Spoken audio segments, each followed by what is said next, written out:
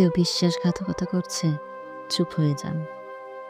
কেউ যন্ত্রণা দিচ্ছে, চুপ হয়ে যান। কেউ অনেক ভালোবাসার পরও প্রাপ্যটা দেয়নি, চুপ হয়ে যান। কোনো মানুষ অনেক অপমান করেছে, চুপ হয়ে যান। কেউ ঠকিয়ে গেছে, চুপ হয়ে যান। কেউ আপনাকে নিয়ে তুমুল মিথ্যা দোষারোপ করেছে, চুপ হয়ে যান।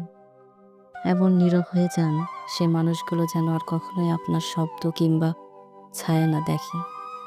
মৃত হয়ে যান তাদের কাছে। প্রতিজ্ঞা করুন আর কখনোই ঘুরে তাকাবেন না। শুধু এই প্রতিজ্ঞাটা করতে পারলে আপনি কষ্ট পাবেন না।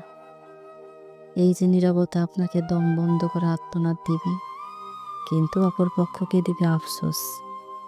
আসলে আমরা হারাবার ভয়ে শব্দ দিয়ে প্রতিবাদ করি, কিন্তু আপনি জানেন কি, যে মানুষগুলো আপনাকে মানুষ বলে মূল্যায়ন করেনি, আপনাকে দম বন্ধ কান্নার অনুভূতি দিয়েছে, তারা আপনার কেউ না।